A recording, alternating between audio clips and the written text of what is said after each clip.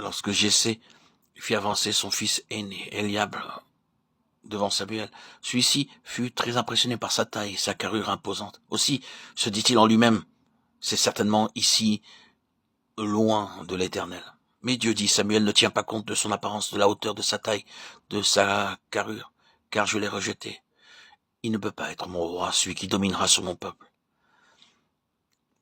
Et l'Éternel dit à Samuel, ne prends point garde à son apparence et à la hauteur de sa taille, car je l'ai rejeté. L'Éternel ne considère pas ce que l'homme considère. L'homme regarde à ce qui frappe les yeux, mais l'Éternel regarde au cœur. 1 Samuel 16, 7. Ainsi, Jessé fit défiler devant Samuel 7 de ses fils. Mais chaque fois, Dieu répétait la même chose. Ce n'est pas lui, ce n'est pas lui, ce n'est pas lui. Mais lorsque David arriva, Dieu dit, lève-toi, oins-le, car c'est lui. 1 Samuel 16, 12. Dieu enseigna à Samuel à ne pas se laisser séduire par les apparences extérieures, mais à se laisser diriger par la sagesse, par l'intelligence de Dieu, non par des conseils humains, mais être gouverné par la volonté parfaite de Dieu. L'Éternel dit à Samuel, quand cesseras-tu de pleurer sur Saül? Je l'ai rejeté, afin qu'il ne règne plus sur Israël. Remplis ta corne d'huile et va. Je t'enverrai chez Ishaï, Bethléemite, car j'ai vu parmi ses fils celui que je désire pour roi. 1 Samuel 16, 1.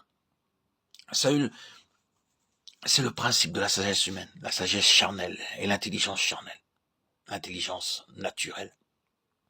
Dieu a rejeté Saül. Même quand un homme comme Samuel se mit à pleurer à cause de Saül, Dieu lui révéla qu'il l'avait rejeté. De la même façon de nos jours, Dieu a rejeté toutes ces dénominations mondaines parce qu'on trouve en elles le mélange de la sagesse humaine et de la sagesse de Dieu. De nos jours, vous pourrez trouver dans toutes les dénominations, dans presque tous les groupes, une constitution d'église. Et dans cette constitution, dans ce statut d'église, vous trouverez un mélange fait de principes humains et de principes divins. Dans ce genre de groupe, vous ne verrez jamais la véritable gloire de Dieu. Vous n'y verrez que de l'activité, un enthousiasme passager. La gloire ne vient que lorsque Dieu est entièrement mis en état d'autorité sur toute chose, lorsque toutes choses sont exécutées conformément au plan divin, au plan céleste, dans tous les détails. Et de nos jours, que trouvons-nous? S'ils ont besoin d'argent, ils se mettent à mendier. S'ils veulent avoir plus de monde dans leur auditoire, ils leur racontent des mensonges. Et ils inscrivent comme membres de leur église des gens qui ne sont pas même nés de nouveau. Lorsqu'ils ont besoin d'avoir des anciens, ils choisissent de préférence des gens riches, des gens influents. Ils ignorent complètement la parole de Dieu. Ils méprisent la parole de Dieu. Ils préfèrent la sagesse humaine à la sagesse de Dieu. Et Dieu dit, combien de temps vous lamenterez-vous sur toutes ces dénominations, sur tous ces groupements? Je les ai rejetés.